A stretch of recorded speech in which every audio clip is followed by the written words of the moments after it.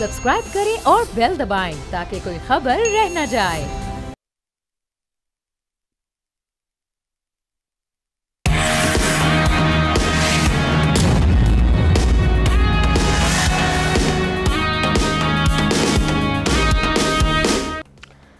अस्सलाम वालेकुम नाज़रीन, न्यूज़ पंच में खुशामदीद। मैं हूँ गौहर इशरत। और नाज़रीन, अब सूरत हाल ये है कि अपने डिसेंट मगर दीदा से ड्रेसिंग स्टाइल की वजह से तवज्जो का मरकज़ बनने वाली वज़ीर आला पंजाब मरीम नवाज़ की अगर बात करें तो मरीम नवाज़ की पुलिस पासिंग आउट परेड में यूनिफॉर्म में शिरकत ज़ेरे बहस बन गई है। इस मौके पर मरीम नवाज़ का कहना है कि मुझे आग का दरिया अबूर करके वज़ीर आला की कुर्सी तक पहुँचना पड़ा। जब मरीम नवाज़ ने पंजाब की वज़ारत आला का ओहदा संभाला तो आपको याद होगा कि हर जानिब उन पर तनकीद के निश्तर बरसाए गए। और सब यही नहीं, जब कुछ लोग तो हाल ही में इस वक्त हर इकदाम की उनकी इस वक्त तनकीद का निशाना बनाते रहे, लेकिन हर फैसले को ज़ाती तशहीर या सोशल मीडिया पर इन रहने का जरिया भी करार दिया गया है। लेकिन मरीम नवाज़ किसी तनकीद को खातिर में लाए बगैर एक के बाद एक तरक्याती मंसूबों या पैकेजेस का ऐलान करती दिखाई देती हैं। मनसब पर विराजमान होते ही उन्होंने रमज़ान निगहबान पैकेज और इसी के जैसे दीगर पैकेजेस का ऐलान किया है। जेलों, अस्पतालों, स्कूलों में खुद जाकर उन्होंने मरीजों की देखभाल की, उनका जायजा लिया, तमाम तर चीज़ें की। लेकिन तुलबा को आसान किस्तों पर मोटरसाइकिल फराम करने, काश्तकारों को सोलर पैनल देने, किसानों को सब्सिडी देने, सूबे में सफाई के निज़ाम को बेहतर बनाने और इसी के साथ कई नए शहरों में मेट्रो बस सर्विस शुरू करने के ऐलान किए गए। लाहौर समेत पंजाब के 5 बड़े शहरों में 519 कनाल अराजी पर अपनी छत, अपना घर प्रोजेक्ट मंजूरी भी इसी में शामिल है। तो इस तमाम तर सूरत हाल पर अपने तज्जियाकारों से जानते हैं कि जिस मरीम नवाज़ इस वक्त एक्टिव नज़र आ रही हैं और बज़ाहिर ऐसा लगता है कि शहबाज स्पीड उनको काफ़ी ज़्यादा भाग गई। इस तमाम तर सूरत हाल पर बात करेंगे। हमारा पैनल इस वक्त हमारे साथ मौजूद है कराची स्टूडियो से नकील लगारी और एहतशामुल हक इस्लामाबाद स्टूडियो से हमारे साथ मौजूद है, असम निज़ामी लाहौर स्टूडियो से और ज़ाहिर शाह शिराजी इस वक्त हमारे साथ मौजूद है। सबसे पहले असद क्या कहिएगा, मरीम नवाज़ यकीनी तौर पे मनसब पे आने के बाद काफ़ी ज़्यादा एक्टिव नज़र आ रही हैं, शहबाज स्पीड भी उनको काफ़ी ज़्यादा भाग गई है।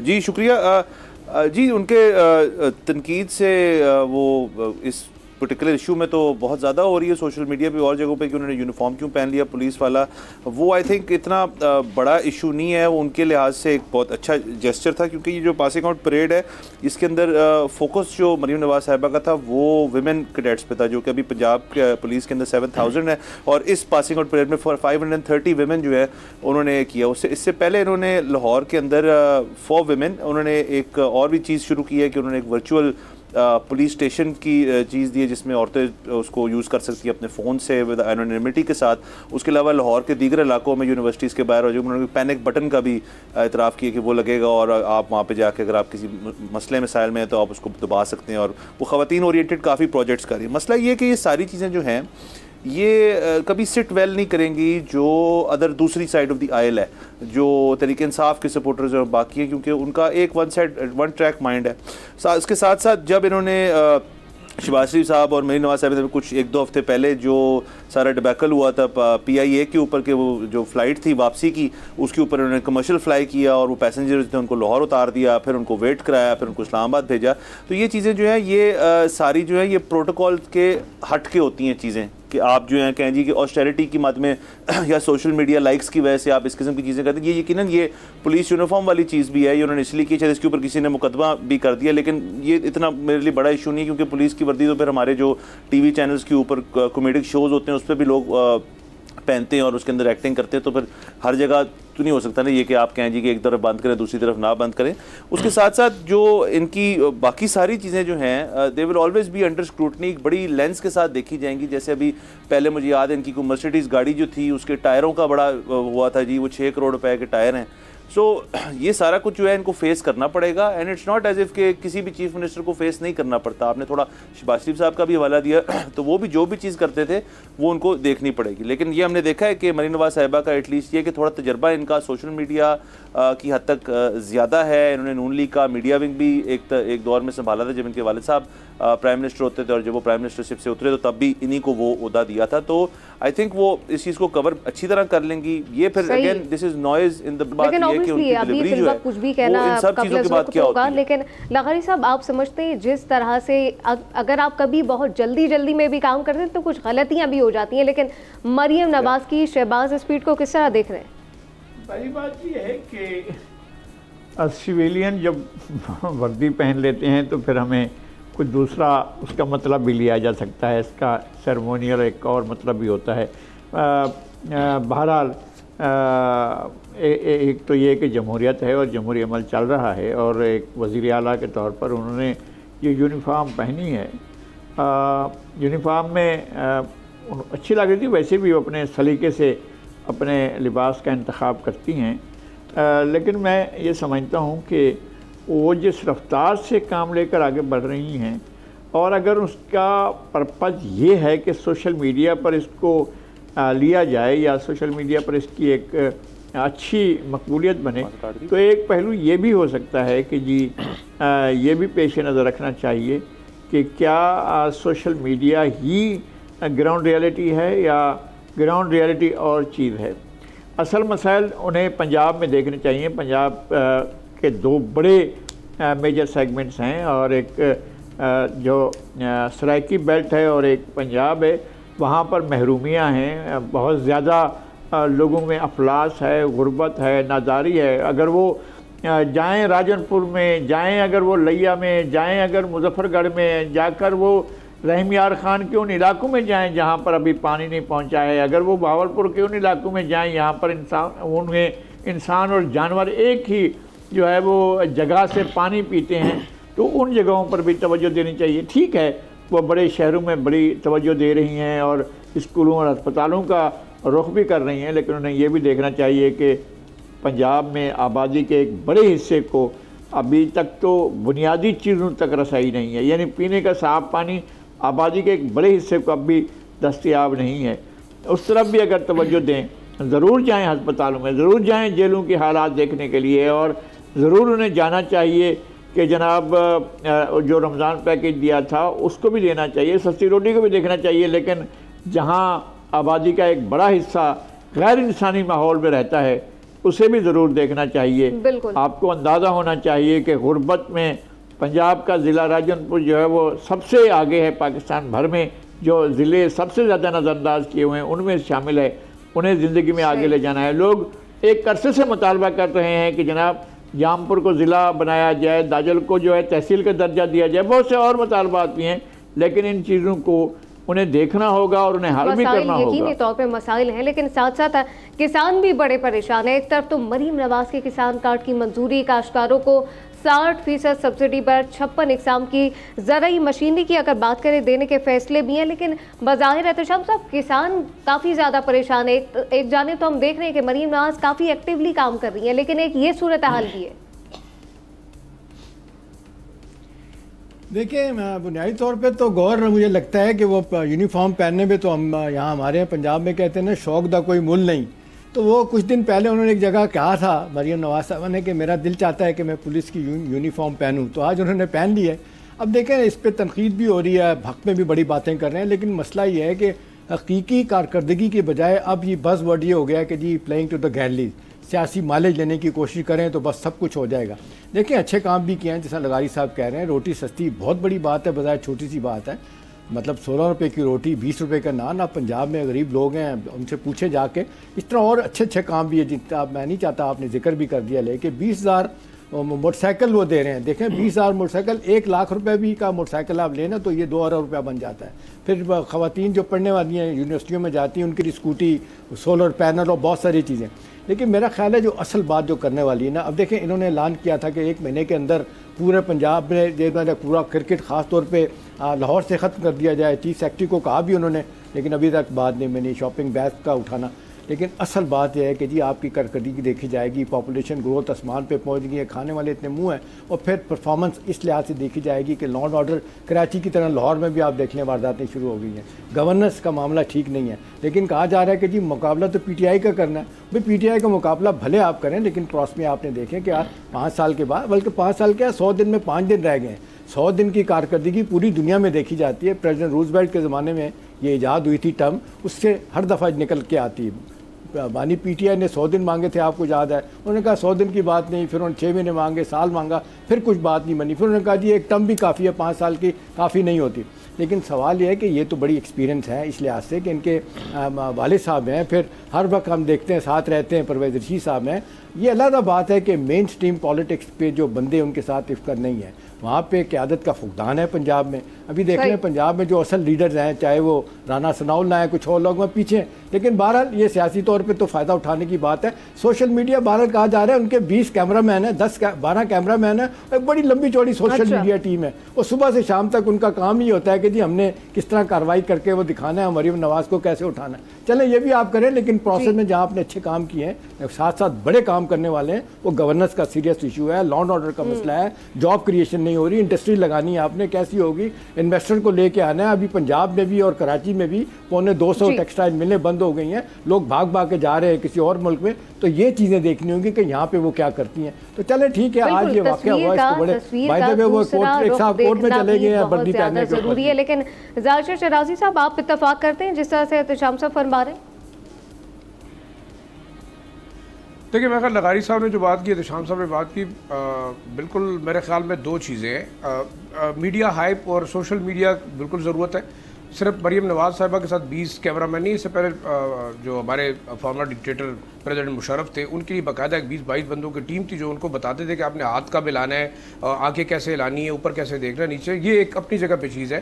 दूसरा, सोशल मीडिया हाइप मेरे ख्याल में इसको ज़रूरत भी है, और जिस तरीके से उनकी टीम शायद मोबिलाइज़ कर रही है। और मैं तो समझूंगा कि IG साहब का मशवरा, मैंने सुना है, जो मेरे सोर्सेज कह रहे हैं कि IG साहब ने मशवरा दिया कि आप जो है तुम यूनिफॉर्म में जाओ।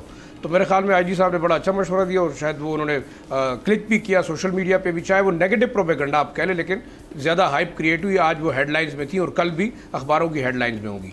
दूसरा, एक जो बड़ा इंपॉर्टेंट चीज़ है, हमने हमेशा देखा कि जब PMLN की हुकूमत आई है, वो सेंट्रिक रहे हैं अपने मेन 3-4 जो डिवीजन्स हैं उनके ऊपर। कभी, जैसे लगारी साहब ने बात की कि आप कभी दूर उफ्तादा अजला में नहीं गए, तो मैं तो ये समझता हूँ कि शायद उन्होंने फैसला ये करना है कि वो सिर्फ लाहौर, गुजरांवाला डिवीज़न या रावलपिंडी डिवीज़न की वज़ीर आला हैं, या वो पूरे पंजाब की हैं। ऑब्वियसली देखना चाहिए। जो 16 रुपये रोटी वाली, लाहौर पे हाँ जी कंसंट्रेट किया था, 16 रुपये। और देखिए, मियाँ साहब जो है, खुद बड़े मियाँ साहब, वो भी फोकस थे लाहौर के अंदर, और जब वज़ीर-ए-आज़म थे वो भी पंजाब के वज़ीर-ए-आज़म थे। इसके साथ साथ जो शहबाज शरीफ साहब थे, उनका भी ज़्यादा फोकस रहा कि उन्होंने जी लाहौर को पेरिस बना दिया, और वाकई वो इधर उधर से भी सारे प्रोजेक्ट वहाँ पर लेके आ गए। अब इम्पोर्टेंट क्या है, मेरे ख्याल में इस वक्त देखना ये होगा कि जो 200 यूनिट्स का वादा किया था कि जी माफ़ करेंगे, वो कब होंगे। और 16 रुपए की रोटी बड़ी दिलचस्प चीज़ है। मुझे ये बताएं, 16 रुपए की रोटी मैं कैसे खरीदूंगा? मेरे पास तो 16 रुपए की पाकिस्तानी रुपए के अंदर उसकी जो है वो मार्केशन नहीं है। मेरे पास 1 रुपया है ही नहीं। आप 1 रुपये का नोट किसी ने देखा है आज तक? मैंने तो इतने अरसे से नहीं देखा। तो 16 रुपए की रोटी लेने में बंदा जाएगा, 2 रोटियां 32 रुपए की लेगा, 3 रोटियां 48 रुपए की लेगा। तो बड़ा इंटरेस्टिंग किस्म की एक फार्मूला इन्होंने दिया है। लेकिन मैं ये समझता हूँ कि ओवरऑल जो हमारी सियासी जमातें हैं, वो सिवाय मीडिया हाइप के, उनके एक फेस है जो कि अवाम के अंदर अपनी पब्लिसिटी स्टंट को बरकरार रखना है। और मैं नहीं समझता कि चाहे वो कोई भी हुकूमत होगी, अरबों रुपए वो लगा रहे हैं मीडिया के ऊपर, मीडिया के स्टंट्स के ऊपर, तो शायद मरीम नवाज साहिबा का भी हक बनता है। पॉजिटिव चीज़ें जो उन्होंने की, मैं बिल्कुल इससे इत्तेफाक करूंगा कि ख़वातीन के हवाले से जितने इनिशिएटिव उन्होंने लिए, मेरे ख्याल में इस वक्त जो हैरेसमेंट के इशू हैं, ख़ासतौर पर जो बच्चियाँ यूनिवर्सिटीज़ के अंदर हैं, ख़वातीन वर्किंग प्लेस के ऊपर हैं, उनके लिए बड़ा ज़्यादा मेरे ख्याल में एक अच्छा इनिशिएटिव है। और साथ साथ एक खातून वज़ीर आला का शिरकत करना वुमेन पासिंग आउट परेड में बड़ा एक पॉजिटिव मेरे ख्याल में वुमेन एम्पावरमेंट के लिहाज से एक अच्छा मैसेज है। चाहे आप उनकी यूनिफॉर्म को नेगेटिव लें, लेकिन ये बात मेरे ख्याल में काफ़ी बेहतर हुई है। बिल्कुल, ये भी एक खुशाइन बात है। लेकिन नाज़रीन, अब कुछ सूरत हालात कर लेते हैं कौमी असम्बली की, जहाँ कौमी असम्बली कमेटियों की तश्कील के मामले पर हुकूमत और अपोजिशन के दरमियान पावर शेयरिंग फार्मूले का फ्रेमवर्क तैयार कर लिया गया है। जी हाँ, फ्रेमवर्क तैयार कर लिया गया, लेकिन खबरों के मुताबिक कौमी असम्बली की 26 कमेटियों के चेयरमैनशिप हुकूमती इत्तेहाद, जबकि 11 चेयरमैनशिप अपोजिशन को मिलेगी। कहा जा रहा है कि पब्लिक अकाउंट कमेटी का चेयरमैन अपोजिशन और कश्मीर कमेटी का चेयरमैन हुकूमती इत्तेहाद से होगा। मुल्क की 16वीं कौमी असम्बली को वजूद में आए। नाज़रीन, अब ये याद रखिएगा कि 2 माह होने को है, ताहम अब तक कायमा कमेटियाँ नहीं बन सकी हैं। स्पीकर कौमी असम्बली की बात करें तो स्पीकर कौमी असम्बली की ज़ेर सदारत कायमा कमेटियों की तश्कील के हवाले से इजलास हुआ है, जिसमें कमेटियों की तश्कील के लिए मजीद 1 हफ्ते का वक्त दरकार है। अपने तजियाकारों से ये जानते हैं कि ये जो एक पावर शेयरिंग का फॉर्मूला इस वक्त बन चुका है, एहतशाम साहब क्या समझते हैं, क्या कहिएगा? देखिए ये मेरा ख्याल है एक तरह से ये तो खुश करने के लिए होता है और ये पॉलिटिकल ब्राइब में ही आता है ये सब कुछ। अब 13-13 कहा जा रहा है कि जी कमेटियों की चेयरमैनशिप पीपल्स पार्टी और PMLN को और 8 PTI को देने का फैसला किया गया और इस पर आगे चल के मामला होगा। देखिए यहाँ तो लोग आते ही MNAs MPA बनते हैं कि जी वज़ीर बने, वज़ीर नहीं बनते तो स्टेट मिनिस्टर बने, वो नहीं बनते तो काम्या कमेटी के चेयरमैन बने, और कुछ नहीं बनते। MNAs MPA बनेंगे तो उसके अपने मज़े हैं, टिकट में किराए में कमी है, रोज़ाना असम्बली में आते हैं, उसके अलहदा पैसे आपको मिल रहे होते हैं। अब फोकस तो यही रह गया कि पैसा किस तरह बनना है। लेकिन बहरहाल ये एक लिहाज से तो अच्छा है कि PTI जो मैं समझता हूँ और बहुत सारे लोग समझते हैं कि उनके लिए बेहतरीन फोरम जो है वो पार्लियामेंट है।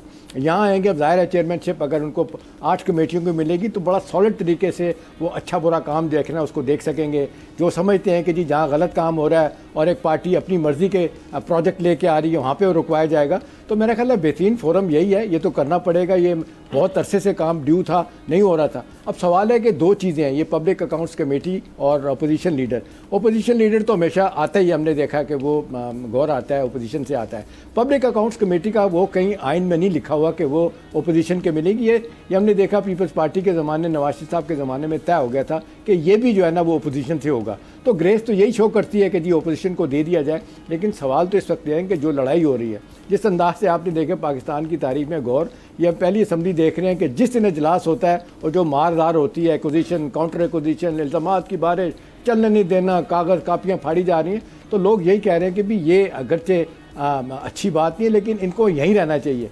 ये बजाय सड़कों पे जाने के, बाय द वे कल से आप देख लें फैसलाबाद से वो अपनी तहरीक भी शुरू कर रही है PTI। तो मेरा ख्याल है बेहतरीन फोरम तो यहाँ पे अभी तक कामयाबी नहीं हुई। आपने देखा कि पेशीन का जलसा हुआ, कोई बात नहीं बनी। शाह साहब के शहर में 2 रैलियाँ की पेशावर में, उससे कोई बात नहीं बनी। और फिर इख्तलाफात पार्टी के अंदर हैं, उसमें आप देख लें वकला अलहदा हैं, सियासतदान अलहदा हैं। फिर जिस तरीके से आप देख लें इनके अंदर मुख्तलिफ हवालों से हम देख लें इख्तलाफात बढ़ते चले जा रहे हैं। हर कोई बानी PTI को कोट करता है कि मिल के वो ये चाह रहे हैं। अभी एक हफ्ता पूरा हम कहते रहे, सुनते रहे कि जी वो 16 सफाई हो गई और जनाब PTI के चेयरमैन जल्दी बाहर आ जाएंगे, बाद में पता चला नहीं आएंगे। तो मेरा ख्याल है ये एक जो प्रोसेस है ना, पार्लियामेंट को फाल बनाना, कमेटियों को फाल बनाना, ये बहुत अच्छी बात है। देखें जितना निज़ाम निथरेगा गौर उतनी चीज़ें अच्छी होंगी। फिर जब हम बात करते हैं आम आदमी की फलाह की बात, फिर क्रिटिसिज्म भी होता है, लोग उस तरफ आते हैं कि नहीं भाई हमें पब्लिक रिप्रेजेंटेटिव हैं, हम पे दबाव है लोगों का, अपने जाएंगे कॉन्स्टिट्यूंसी में पूछेंगे कि जी फला फला प्रोजेक्ट आपने शुरू करने थे, वादा किया था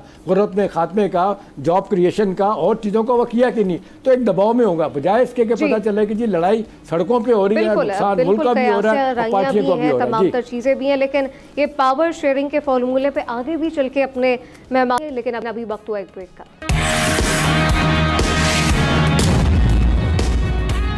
welcome back. Public account committee का ये मामला और ये जो आप फार्मूला, पावर शेयरिंग का फार्मूला, असद किस तरह से देख रहे हैं, क्या मौक़िफ़ है आपका? देखें बात ये है कि जी बात करें। जी असद। जी शुक्रिया। देखिए जी पावर शेयरिंग का जो ये फॉर्मूला, एक तो ये पार्लियामेंट की तरफ से ये चीज़ आना और जिस तरह के मामला चल रहे हैं कि रोज़ ही कोई ना कोई सेशन के अंदर कोई लड़ाई हो जाती है। बल्कि मुझे याद है कि अब ये लास्ट वीक या उससे लास्ट वीक की बात है कि सादिक साहब ने PTI के SIC के कुछ मेंबर्स को आई थिंक बाहर भी कर दिया, उनका जो रेस्ट ऑफ द सेशन जो चलेगा जितने दिन भी उसके अंदर बाहर कर दिया, फिर वापस भी आ गए वो। और उसके अंदर भी हमने देखा कि तलखी का माहौल जो है बहुत ज़्यादा, और ये PTI ने बड़ी दफ़ा कहा है जी कि हम आपको नहीं चलने देंगे, हम नहीं करेंगे ऐसे। बट आई थिंक PTI ने खुद ज़रा इंट्रोस्पेक्शन की है और उनको इस चीज़ का समझ आई है जी कि ऐसे मामला नहीं चलेंगे। ये जो वो ज़माने अब चले गए कि जी आपने कंटेनर लगा के जगह बंद कर दी, उनको भी पता है कि वैसे नहीं हो सकता, ना हो पाएगा। तब की और सिचुएशन थी, अब की और सिचुएशन है, देव रियलाइज दैट। तो इसलिए पार्लियामेंट के थ्रू जो चीज़ें करेंगे वो बेहतर होगी। सो ये उस लिहाज से तो मैं समझता हूँ कि ये बड़ी एक मुस्बत चीज़ है कि फाइनली इस तरह की चीज़ जो है वो अब, हाँ उसके अंदर ये डेफिनेटली बात है कि गवर्नमेंट ने जो है उनको जो भी इसके अंदर चीज़ दी है, जो पब्लिक अकाउंट्स कमेटी के जो ऑपोजिशन लीडर को चेयरमैन होगा, उनको दीगर जो कमेटियाँ उनके अंदर मेंबरशिप्स और कुछ जगहों पे चेयरमैनशिप। सो ये टाइम विल टेल कि जी इसके अंदर कितनी उनको एक्टिवली काम करने दी जाता है, क्या करने दिया जाता है। तो वैसे तो अगर आप देखें कि PTI की अपनी स्टैंडिंग जो है एज अ पार्टी वो तो बहुत बुरी, इसी शो पर हम कई दफ़ा बात कर चुके हैं कि अंदर का स्ट्रक्चर नहीं है। बानी PTI जो हैं वो उनसे बात जो पहुँचती है बड़ी देर बाद पहुँचती है, उनके अंदर इन फाइटिंग बहुत ज़्यादा है। सो आई थिंक इस चीज़ को एक एज अ स्टेप पीटीआई को इस्तेमाल करना चाहिए, जो अक्लमंदी की वाली चीज़ होएगी कि इसको यूटिलाइज़ किया जाए, इससे एक फाउंडेशन बना के इसके ऊपर और बिल्डिंग की जाए और गवर्नमेंट के साथ रह के काम किया जाए। आई थिंक इसी के अंदर बेहतरी है, मुल्क के लिए भी, पीटीआई के लिए भी, और इवन जो आपके ट्रेजरी बेंचेस हैं उनके लिए भी, क्योंकि ये हमें नहीं भूलना चाहिए कि एज ए सिंगल पार्टी इस वक्त सबसे बड़ी पार्टी जो है वो पीटीआई ही है। वो कोलिशन गवर्नमेंट के अंदर डेफिनेटली वो मिलजुल के उन्होंने एक गवर्नमेंट बनाई हुई है, लेकिन ये हमें बिल्कुल इसका अंदाज़ा होना चाहिए कि नंबर्स गेम है क्या इसके अंदर, और कितनी जल्दी हमारे मुल्क के अंदर नंबर्स गेम थोड़ी इधर उधर हो जाएं तो चीज़ें बड़ी चेंज हो जाती हैं। तो everybody should be at this point कि जी हम साथ मिल के चलने की कोशिश करें, ये आई थिंक उसका पहला सब। बिल्कुल, लेकिन ज़ाहिर शाह शराजी साहब इत्तेफाक करते हैं जिस तरह से असद निज़ामी फरमा रहे हैं कि जी आपको वन पेज पर तो आके चलना चाहिए, और वही इस वक्त मुल्की मफाद में भी है। अपोजिशन और मेरे ख्याल पार्लिमानी निज़ाम में अपोजिशन और जो बरसर इक़्तिदार जमात है उन्होंने मिलजुल के ही काम करना होगा, तब मामला चलेंगे। दूसरी ज़्यादा पब्लिक अकाउंट्स कमेटी और कायमा कमेटीज़ का ताल्लुक है, उसमें ज़ाहिर बात है कि रूलिंग जमात का अपनी प्रोपोर्शन के हिसाब से जो है वो शेयर है, और जो अपोजिशन पार्टीज़ हैं आप उनको भी हिस्सा देंगे, चाहे वो तहरीक इंसाफ है या सुन्नी इत्तेहाद है या साथ छोटी पार्टियाँ हैं जो कि इनके साथ शामिल नहीं है या हुकूमत के शामिल है, आप तमाम लोगों को उसमें कंपनसेट करेंगे। लेकिन अब देखना ये होगा कि क्या वाकई पावर की जो कमेटी होगी उसके अंदर अपोजिशन का मेंबर जो है वो सदर होगा या नहीं होगा, चेयरमैन। आप ये देखें कि अगर डिफेंस की कोई कमेटी है तो कायमा कमेटी, क्या उसके अंदर आप अपोजिशन या तहरीक इंसाफ के मेंबर्स को बिठाएंगे कि नहीं बिठाएंगे, कि नहीं आप उनको ज़कात, उशर और जो है वो सिविल सर्विस और सिविक सर्विस की कमेटियों के जो है वो ओहदे देंगे। ये एक बड़ा इंपॉर्टेंट चीज़ है। देखिए, आपको पार्लिमान के अंदर निज़ाम चलाने के लिए तमाम चीज़ें करनी पड़ेंगी, और इसमें कोई मेरे ख्याल में ना तो तहरीक इंसाफ के ऊपर हुकूमत एहसान कर रही है, ना वो उनके साथ कोई फेवर कर रही है। जहाँ तक आपका ECL का मामला था, जैसे जिक्र हुआ, उसमें निकालना एक पॉजिटिव इनिशिएटिव है, मेरे ख्याल में चलना चाहिए। अगर हुकूमत बार बार कहती है कि जनाब हमने मिल के करना है, तो इस वक्त देखें ताकत में हुकूमत है। अगर तहरीक इंसाफ के बानी चेयरमैन जेल के अंदर हैं, तमाम पार्टी तितर बितर है, उनके दरमियान कोई कोऑर्डिनेशन नहीं है, कोहेजन नहीं है, तो क्या अपोजिशन को ये चीज़ जो है वो फ़ायदे में है? आप देखें पिछले 16 महीने बगैर अपोजिशन की असम्बली चलती रही है, अभी भी चलती रहेगी। अब दोनों को ये देखना होगा, लेकिन मैं ये समझता हूँ कि तहरीक इंसाफ बड़ा स्ट्रेटेजिकली खेल रही है, शायद ये वो बेवकूफ़ी नहीं करेगी इस वक्त। देखें, अगर ये तमाम चीज़ें करनी होती तो पार्लियामान के अंदर ना आती। अब खैबर पख्तूनख्वा के अंदर उनकी हुकूमत है, चाहे वो हुकूमत को क्रिपल करने की कोशिश की जा रही है, फेडरल गवर्नमेंट उनको फंड्स नहीं देगी, सपोर्ट नहीं करेगी, ये एक जाहिर बात है कि इनिशिएटिव है, और अभी भी हम देख रहे हैं। मैं नहीं समझता कि तहरीक इंसाफ की हुकूमत सूबे के भी अंदर प्रॉपर्ली काम कर सकी है। IG आज तक नहीं बदल सके, चीफ सेक्रेटरी वही हैं, और उनको शायद एक मैसेज दिया गया कि आप इन्हीं लोगों के साथ काम करते रहेंगे। तो एक आखिरी चीज़ वो ये है कि आपने अगर मुल्क का जमहूरी निज़ाम चलाना है और कोई बड़ा एडवेंचर रोकना है, तो आपको मिलजुल के करना पड़ेगा। सियासी जमातों को अब यही सोचना है, चाहे वो अच्छे तरीके से कर रहे हैं या बुरे तरीके से कर रहे हैं, लेकिन जब तक वो पार्लिमानी निज़ाम को नहीं चलाएंगे तो जाहिर बात है कि 18-20 महीने के बाद अगर फिर एक और एक्सपेरिमेंट होता है, फिर हुकूमत इन हाउस चेंज आती है या वाइंड अप होती है, ये मुल्क के लिए इंतहाई ख़तरनाक साबित होगा। मुल्क के लिए इंतहाई ख़तरनाक साबित भी हो सकता है। लखानी साहब समझते हैं जिस तरह से शराजी साहब कह रहे हैं कि अगर मुल्क का जमहूरी तौर पे आपको निज़ाम चलाना है तो फिर अपोजिशन और हुकूमती इत्तेहाद साथ ही चलने चाहिए? नहीं, ये ज़ाहिर है एक गाड़ी है और उसके 2 व्हील हैं, और एक अपोजिशन है, एक हुकूमत। एक गाड़ी इसी तरह चलेगी, अगर नहीं चलेगी तो ज़ाहिर है फिर नहीं चल सकेगा, सिस्टम भी नहीं चल सकेगा। वैसे भी हमारी जो सियासी चपकलेश है पिछले 3-4 साल की, उसमें हमारा जो सिस्टम है, डेमोक्रेटिक सिस्टम जो उसका भरम खो गया है। हमारा वो भरम नहीं रहा है, हमारा स्पेस श्रिंक हुआ है हमारा। अगर ये पॉलिटिकल एक्टिविटी के नतीजे में, अगर PTI या मुस्लिम लीग की मुहिम जोइयों के नतीजे में, अगर या पीपल्स पार्टी की मुहिम जोइयों के नतीजे में अगर जो है वो पॉलिटिकल स्पेस बढ़ता सियासी लोगों का, तो हम खुश होते हैं कि जनाब बड़ी बात है, देखें हमने ये स्पेस दिया है। यहाँ तो रोज़ाना स्पेस इनका ग्रेब हो रहा है, ख़त्म हो रहा है, और इनकी जगह जो है लोग उनको इररिलेवेंट होते जा रहे हैं और सियासत को इररिलेवेंट कर दिया गया है। एक बात यह है कि आपको इन कमेटियों में जाना पड़ेगा, इसलिए कि ये कमेटियाँ बनाई गई हैं कि यहाँ एक डिबेट होती है, जब लेजिस्लेशन होती है तो इन कमेटियों के पास आती है कानून साजी के लिए। ये बुनियादी चीज़ें हैं, एक बात। दूसरी बात यह है कि जो स्पीकर की तरफ से चीज़ें आई हैं कि जनाब 4 पार्टियाँ, इनका प्रोपोर्शन ये होगा कि इतनी सीटें जो हैं चेयरमैन की स्टैंडिंग कमेटी के ये मुस्लिम लीग से होंगे और पीपल्स पार्टी से इतने होंगे, और जो है वो PTI से इतने होंगे, जो सुन्नी इत्तेहाद काउंसिल से, और जो है वो IPP से इतने होंगे। मुझे समझ में नहीं आया कि ये कौन सा प्रोपोर्शन, कौन सा फार्मूला कौन सा था जिसके तहत इन्होंने ये तय किया है। हमारे यहाँ से सिंध से MQM का एक बहुत बड़ा तीसरी चौथी बड़ी पार्टी जो है पाकिस्तान में वो MQM है, और उसके इतनी मेंबरशिप है, उसके चेयरमैनशिप की बात नहीं की गई। कम से कम मेरे इल्म में नहीं है कि उनकी तरफ से भी कुछ चेयरमैन लिए जाएंगे कि नहीं लिए जाएंगे, या स्टैंडिंग कमेटी में उनकी भी कोई नुमाइंदगी होगी या नहीं होगी, इसके बारे में कोई बात सामने नहीं आई है। लेकिन स्टैंडिंग कमेटीज़ को फाल होना चाहिए, इस पर डिबेट होनी चाहिए, इस पर गुफ्तगू होनी चाहिए। ये फोरम है। हमने कई बहरान के दिनों में, बहुत बड़ा बहरान थे हमारे अपने इदारा जाती बहरान के दिनों में, हमने जाकर इन स्टैंडिंग कमेटी की प्रोसीडिंग्स में शिरकत की है। हमें मालूम है कि जनाब इन स्टैंडिंग कमेटीज़ की जो है वो वर्किंग क्या होती है और उसके नतायज क्या होते हैं, उसके नतायज के बारे में भी हमें मालूम है। तो ये फोरम नहीं छोड़ना चाहिए। PTI की बदकिस्मती ये है कि वो दानिशमंदी के फैसले बहुत बाद में सोचती है कि इस तरह से हमें चलना चाहिए था। उस वक्त ही चलना चाहिए था जब आप मुल्क की 133 बल्कि 140 से ज़्यादा आपकी सीटें अपोजिशन में थी और आप बहुत बड़ी ताकत के तौर पर थे। आपने वो स्पेस ही खो दी, फिर उसके बाद आपने अपनी हुकूमतें गिरा दी, स्पेस खो दी, फिर आपने जो है अपने लिए जो अपने पसपाई इख्तियार की स्पेस, ये उनका स्पेस नहीं जा रहा था, बल्कि ये हमारे डेमोक्रेटिक सिविलियन बालादस्ती का जो है वो स्पेस ज़ाय हो रहा था। वो स्पेस ज़ाय हुआ है, उनकी वजह से ज़ाय हुआ है। उन्हें स्पेस ग्रेब करना चाहिए, उस स्पेस को दोबारा हासिल करना चाहिए, और अपोजिशन का स्पेस बहुत बड़ा होता है, उसका इस्तेमाल करना चाहिए। सड़कों पर जाने से पहले अगर आप ऐवान में आकर कारकर्दगी से, ये हुल्लड़बाजी से और नारेबाजी से और ये सीटियां बजाने का मुकाबला छोड़कर अगर आप पार्टिसिपेशन करेंगे तो फिर आप मुल्क के लिए भी अच्छा कर सकेंगे, लोगों को भी पता चलेगा कैसी पिछोर पार्टी है। सड़कों की सियासत से अब काम चलने वाला नहीं है। लेकिन अब नाज़रीन सूरत-ए-हाल ये है कि खैबर पख्तूनख्वा हुकूमत ने इन्फ्लुएंसर प्रोजेक्ट का दोबारा जायजा लेने और PTI हुकूमत के गुज़िश्ता दौर में भर्ती किए गए सोशल मीडिया इन्फ्लुएंसर को भी बकाया जात की अदायगी का फैसला कर लिया गया है। साथ साथ इस हवाले से वज़ीर आला खैबर पख्तूनख्वा के मुशीर इत्तलात तो इस वक्त ताल्लुकात आमा बैरिस्टर मोहम्मद अली सैफ का कहना है कि सोशल मीडिया इन्फ्लुएंसर प्रोजेक्ट का सरनौ जायजा ले रहे हैं। हुकूमत और अवाम के दरमियान राब्ते फाल रखने के लिए सोशल मीडिया इन्फ्लुएंसर को भर्ती किया गया था, लेकिन निगरां हुकूमत ने गैर कानूनी तरीके से मंसूबा किया। अब एक जानिब KP में सोशल मीडिया इन्फ्लुएंसर प्रोजेक्ट की बहाली की बातें हो रही हैं, जबकि दूसरी जानिब सूबे की बहाली के लिए सूबे का ये हाल है कि 24 जामियात मुस्तकिल वाइस चांसलर से महरूम है। खबरों के मुताबिक 19 जामियात के लिए मुस्तकिल वाइस चांसलर की सिलेक्शन का अमल अभी तक मुकम्मल नहीं हो सका है, लेकिन तैनाती की समरी वज़ीर आला ने रोक ली है। जबकि खैबर पख्तूनख्वा में पोल्ट्री फार्मिंग का शोबा भी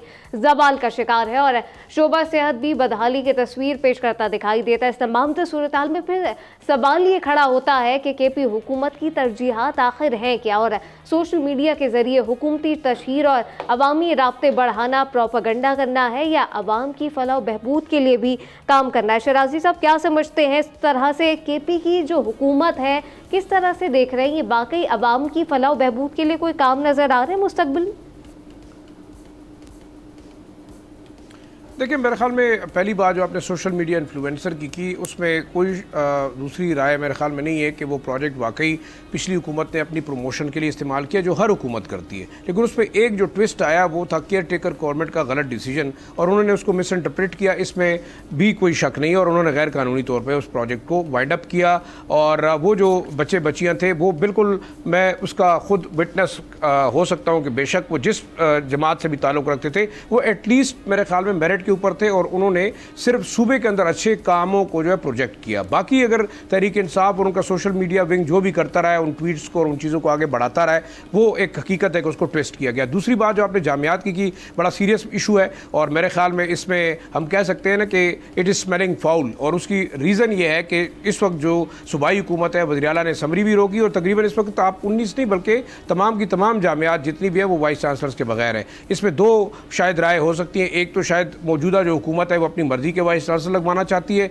क्यों उन्होंने डिले किया, ये भी एक सवाल उठता है, और जो हल्के हैं वो बाकायदा ये सवाल ज़रूर उठा रहे हैं। बड़ा इंपॉर्टेंट है, इसमें गवर्नर का रोल बड़ा इंपॉर्टेंट है। मेरे ख्याल में बहुत सारी चीज़ें इसमें ऐसी हैं कि जो कि वाकई सूबे के लिए बेहतर नहीं है। दूसरा, अगर हम देखें सूबे की हुकूमत के बाद इस वक्त किसी भी किस्म के फाइनेंशियल रिसोर्सेज नहीं है, इवन तनख्वाहें देने के लिए उनके पास पैसे नहीं है। तो मैं नहीं समझता कि सोशल मीडिया इन्फ्लुएंसर के प्रोजेक्ट के लिए कहीं से फंडिंग आएगी और वो दोबारा जो है पब्लिसिटी स्टंट के तौर पर उसको इस्तेमाल करेंगे। इस वक्त सूबा इंतहाई इंतहाई चैलेंजेस का सामना है। और मैं आपको एक छोटी ब्रेकिंग खबर दूंगा, मुझे आप 1 मिनट देंगे। और ब्रेकिंग खबर ये है कि इस वक्त सूबे को, एक बहुत बड़ा सूबाई हुकूमत को, खासतौर पर जो अमीनुल्लाह गंडापुर साहब हैं, उनको एक चैलेंज का सामना है, वो है सेनेट के इलेक्शन। क्योंकि इस वक्त मेरे ख्याल में जो 2 हफ्ते के अंदर बाकायदा अदालत ने हुक्म दिया है कि आप उन जो रिजर्व सीट के ऊपर खवातीन हैं उनका आप बाकायदा ओथ करें असम्बली के अंदर, और साथ साथ आप जो है उनको सेनेट के इलेक्शन के लिए जाएंगे। और सेनेट के इलेक्शन के लिए जो चैलेंज है, इस वक्त कुछ ऐसे इन्फ्लुएंशियल जो है वो कैंडिडेट्स हैं जो कि शायद बहुत बड़ा पैसा लेके आए हुए हैं, और बहुत सारे PTI के 20 से 25 के करीब ऐसे मेंबर्स हैं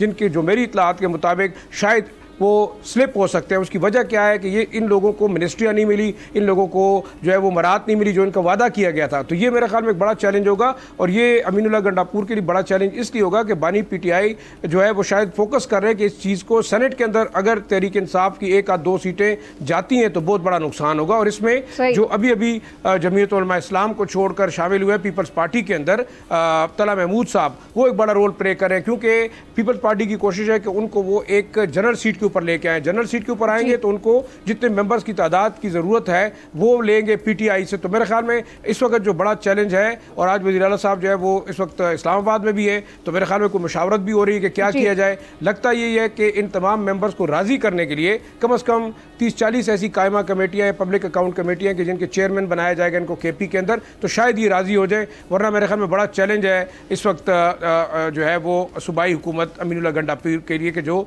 इस सेनेट के इलेक्शन में वो कैसे अली अमीन गंडापुर हुकूमत के लिए एक बड़ा चैलेंज है। लेकिन असद, आपने गुफ्तगू भी सुनी, उस पर क्या कहिएगा? साथ साथ KP हुकूमत की तरजीहात आखिर हैं क्या?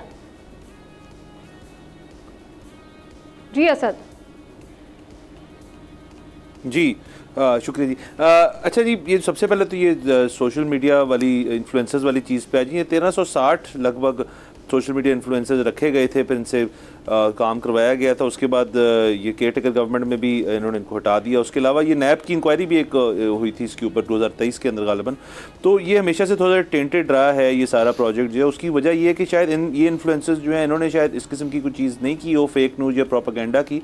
अलबत्ता PTI की जो सोशल मीडिया विंग है वो अनफॉर्चुनेटली बहुत ज़्यादा मुंसलिक हो चुका है इस चीज़ से कि वो प्रोपेगेंडा और काउंटर प्रोपेगेंडा बहुत ज़्यादा फैलाते हैं। उसके साथ से मैं ये अलबत्ता कहूँगा ज़रूर कि डिस्पाइट ऑल ऑफ दैट, अगर एक पॉलिटिकल पार्टी जो इस चीज़ को जिसने टाइमली रियलाइज़ किया था कि जो सोशल मीडिया की यूटिलिटी एक पॉलिटिकल मूवमेंट को हो सकती है, वो तब भी PTI थी, आज भी मैं समझता हूँ कि वो PTI है। बाकी पार्टीज़ ने इसको सही तरह से अपना नहीं सके। तो इफ़ एनीथिंग ये इन्फ्लुएंसर्स वाला प्रोजेक्ट जो है ये KP में हो रहा है, इसको पंजाब में भी होना चाहिए और इसको नून लीग को भी यूटिलाइज़ करना चाहिए एज ए रिसोर्स। नॉट, मैं ये नहीं कह रहा कि कोई इसके ऊपर फेक न्यूज़ करें। तो जैसे इसकी छोटी सी मिसाल ये कि अभी जो शहबाज शरीफ साहब हैं उनकी बिज़नेस कम्युनिटी से गुफ्तगू हुई है कराची के अंदर, और वो गए हुए थे अपने दौरे। तो उसमें जो आरिफ हबीब साहब हैं जो बड़े प्रोमिनेंट बिजनेसमैन हैं हमारे मुल्क के, उन्होंने 2 बातें की। उन्होंने एक कहा जी कि आप हमारे हमसाये मुल्क इंडिया के साथ ट्रेड के ऊपर गौर करें, और दूसरा उन्होंने कहा जी अदयाला जेल में जो हैं बानी PTI उनको भी आप बाहर लें, दोनों चीज़ें आप कर सकते हैं। तो ये अब ये एक सोशल मीडिया आप एंगल से देखें तो ये 2 बातों को नून लीग को इस्तेमाल करना चाहिए था। नून लीग को इसके ऊपर किसी किस्म का अपना पॉइंट ऑफ व्यू देना चाहिए था, वो हक में हो या खिलाफ हो, लेकिन आना चाहिए था। कुछ भी नहीं है मेरे नज़दीक, मुझे नहीं मिला। सो ये एक वीकनेस है। तो आजकल के दौर में जैसे शुरू में मरियम नवाज साहिबा की भी बात कर रहे थे, शायद उनकी टीम बहुत अच्छी होगी जो आपने कहा, जैसे 12 फोटोग्राफर और पता नहीं कितने लोग उनके साथ होते हैं, तो वो चीज़ तो बड़ी अच्छी है। लेकिन ये तमाम तर जो एज अ पार्टी जो है ये उनको क्यों नहीं इस्तेमाल करने की अभी तक चीज़ आई। बाकी KP की अपनी सूरत हाल, शाही साहब ने फरमाया कि गवर्नेंस के ऊपर जो है एक कमी की नज़र आती है कि ठीक नहीं है। एंड आई थिंक अभी भी वो इसी चीज़ पे हैं गद्दापुर साहब और उनकी जो गवर्नमेंट है कि जी अभी तो सिर्फ 2 महीने हुए हैं, और उनकी अपनी पार्टी के अंदर भी जो है मामलात वो भी कभी इधर होते हैं कभी उधर होते हैं, कभी उनकी शेर मलबल साहब से लड़ाई हो जाती है, कभी उनको कुछ और हो जाता है। सो ये KP जो सूबा इनको मिला हुआ है, I think it's time to again realise, जैसे पंजाब नेशनल असेंबली की बात की थी कि आपको भी साथ मिलकर थोड़ा चलना चाहिए और काम करना जरूरी है। उसका इदराक बड़ा ज़रूरी है, और अपनी पार्टी के इख्तिलाफात से बाहर आना भी बहुत ज़रूरी है। इस पर आगे भी बात करेंगे, लेकिन अभी वक्त हुआ एक ब्रेक का।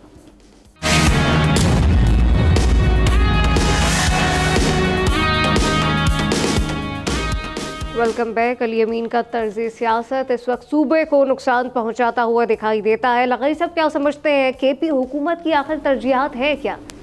देखिए तरजीहात असल में ये होने चाहिए कि लोगों के मसाइल क्या हैं और उन्हें हल कैसे किया जाए। हुकूमतें किस लिए होती हैं? हुकूमतें इसलिए होती हैं ना कि सोसाइटी के अंदर तवाज़ुन पैदा करें, सोसाइटी के अंदर इंसाफ दें लोगों को, और ये जो गवर्नमेंट्स हैं, जो स्टेट्स हैं, वो स्टेट भी इसीलिए वजूद में आई ना कि एक सोसाइटी जो है वो जंगल का कानून ना बनकर रह जाए।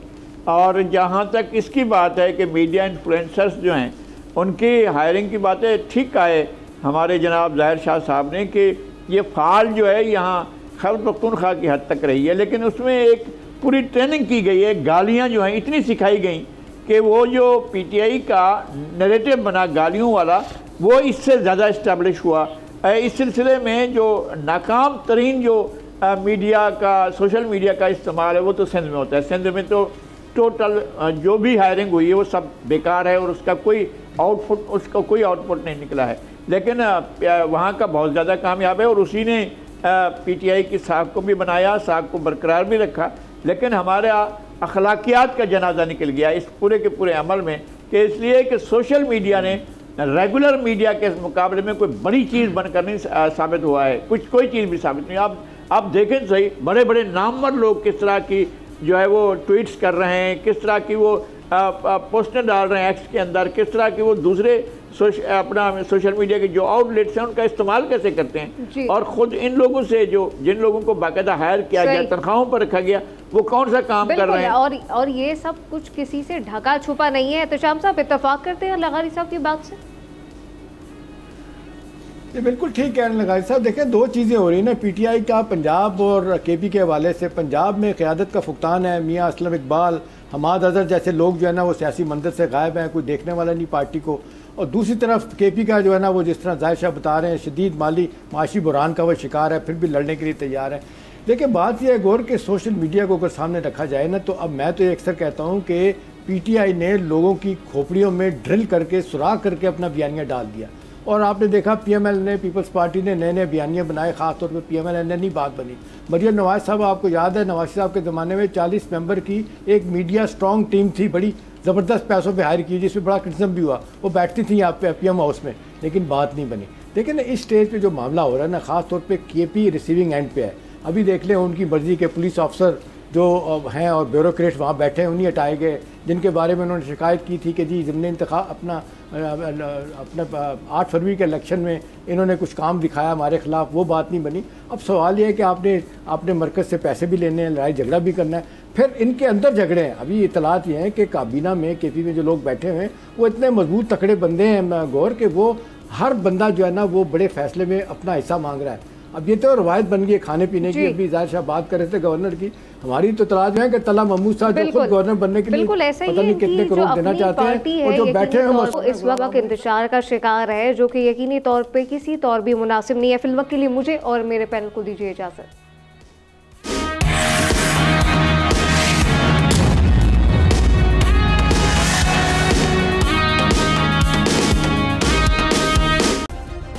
सब्सक्राइब करें और बेल दबाएं ताकि कोई खबर रह न जाए।